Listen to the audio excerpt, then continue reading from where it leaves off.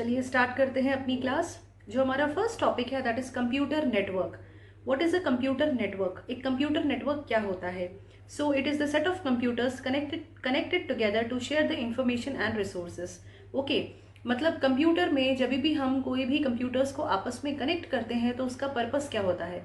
Main purpose होता है कि हम उसके अंदर इंफॉर्मेशन को शेयर कर सकें या फिर रिसोर्सेज को शेयर कर सकें। ओके, रिसोर्सेज से यहाँ हम क्या समझते हैं?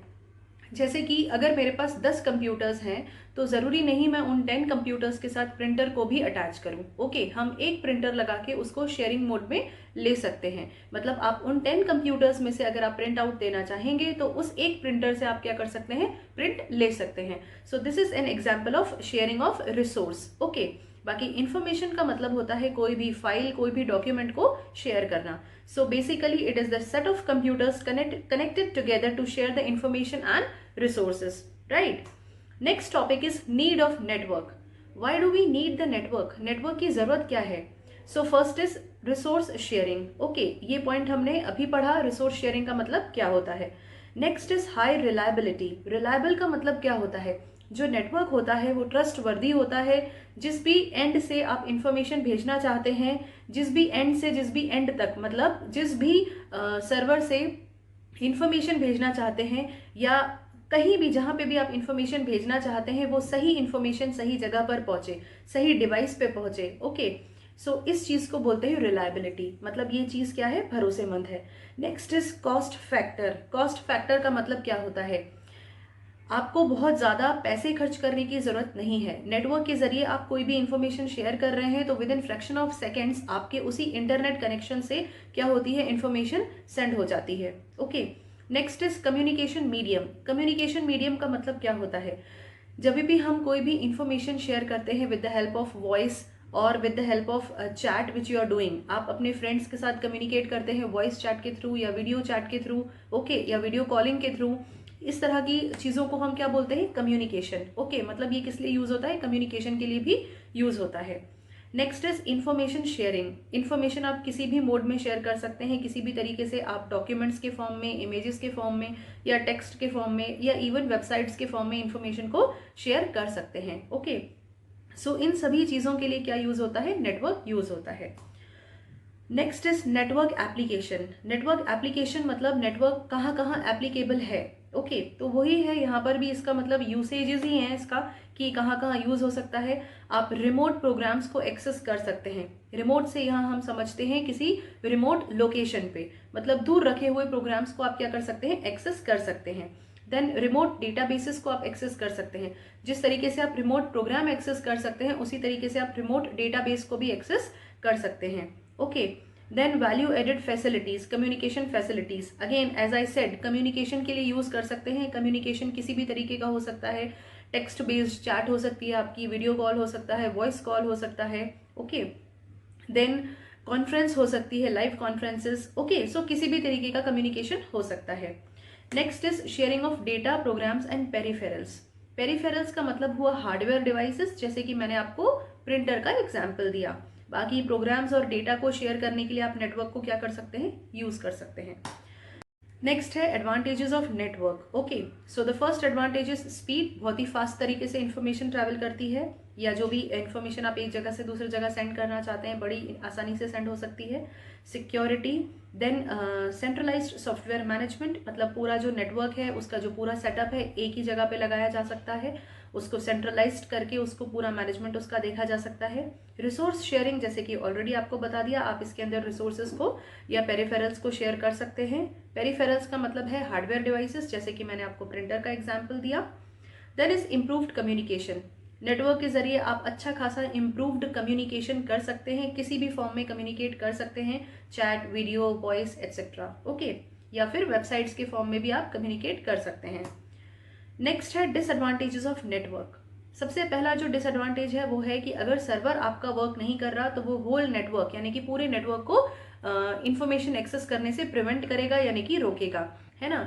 तो हम ये कह सकते हैं कि fault in the server will cause the failure of the whole network. Next is users work dependent on the network. मतलब क्या है इसका कि जो यूजर है उसका वर्क किस पे डिपेंड करता है, नेटवर्क पे। अगर हम नेटवर्क के जरिए इन्फॉर्मेशन ट्रैवल नहीं कर रहे हैं, हम किसी पर्सन को अलॉट कर रहे हैं कि ये फाइल एक जगह से दूसरे जगह पे पहुंचा दो, तो फिर उसमें नेटवर्क की जरूरत नहीं है। नेटवर्क चले या ना चले उससे हमें कोई फर्क नहीं पड़ता। लेकिन अगर हम नेटवर्क के जरिए कोई इन्फॉर्मेशन भेज रहे हैं तो ऑफकोर्स हमें नेटवर्क पे डिपेंड करना पड़ेगा। अगर नेटवर्क वर्क नहीं कर रहा, आपका इंटरनेट वर्क नहीं कर रहा या सर्वर डाउन है, तो ऑब्वियसली वो इन्फॉर्मेशन ट्रैवल नहीं करेगी। नेक्स्ट है resources could be located too far from the users.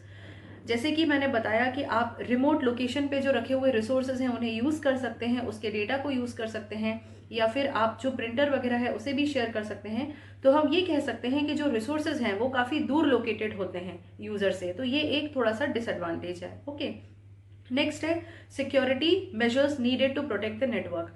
क्योंकि अगर हम नेटवर्क को यूज कर रहे हैं तो ऑफकोर्स उसकी सिक्योरिटी का भी हमें ध्यान रखना पड़ेगा। हमें ये ध्यान रखना पड़ेगा कि प्रॉपर उसके लिए सॉफ्टवेयर यूज हों, प्रॉपर फायरवॉल्स यूज हों, ओके, या फिर एंटी सिक्योरिटी सॉफ्टवेयर यूज हों जो कि सिक्योरिटी को ब्रीच ना करें।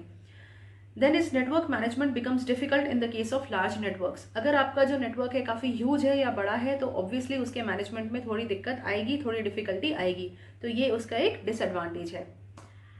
नेक्स्ट चलते हैं हम अपने लास्ट टॉपिक की ओर। आज के वीडियो का लास्ट टॉपिक है हिस्ट्री ऑफ नेटवर्क। ओके, जो नेटवर्क वर्ड है या जो इंटरनेट वर्ड है वो कहाँ से आया। बेसिकली हिस्ट्री ऑफ नेटवर्क से यहाँ हमारा मतलब है हिस्ट्री ऑफ इंटरनेट। ओके, सबसे पहले जो टर्म आया था दैट वाज अर्पा नेट, जिसका फुल फॉर्म था advance research project agency network. ये जो है ये आया था, इंट्रोड्यूस हुआ था 1980 में। ओके, इसको इंट्रोड्यूस करने वाला जो था वो था यूएस का डिफेंस डिपार्टमेंट। ओके, और कुछ यूनिवर्सिटीज थी जो मिलके इन्होंने इस नेटवर्क को यूज किया या इस नेटवर्क को बनाया। ये नेटवर्क शटडाउन हो गया था 1990 में। ओके, उसके बाद एक और टर्म था दैट वाज NSF नेट, जिसका मतलब था network national science foundation. Okay, ये जो था ये थोड़ा सा हाई कैपेसिटी नेटवर्क था जो कि रिसर्च वर्क के लिए, इंजीनियरिंग टास्क के लिए यूज किया जाता था, या फिर एकेडमिक्स के लिए यानी कि स्टडी पर्पस के लिए यूज किया जाता था। ओके, ये जो नेटवर्क था इसको स्टार्ट करने वाला तो जो था ऑर्गेनाइजेशन वो था नेशनल साइंस फाउंडेशन, और इन्होंने स्टार्ट किया था 1980 में। ओके, इसकी जो फंडिंग थी it was done by the government. Okay, so it's funding stopped in the year 1995 तक आते आते इसका जो फंडिंग था वो गवर्नमेंट ने क्या किया था, स्टॉप कर दिया था। ओके, उसके बाद जो नया टर्म कॉइन हुआ या जो नया वर्ड आया दैट वाज इंटरनेट, हम कह सकते हैं, जिसका मतलब है world wide network of networks. ये जो था it started in year 1990। Okay, जो अर्पा नेट था, NSF नेट था, या ऐसे और भी काफी छोटे छोटे प्राइवेट नेटवर्क्स थे जो पर्सनल यूज के लिए यूज किए जाते थे। ओके, या पर्सनल यूज कह सकते हैं, या एकेडमिक्स के लिए या रिसर्च के लिए यूज किए जाते थे।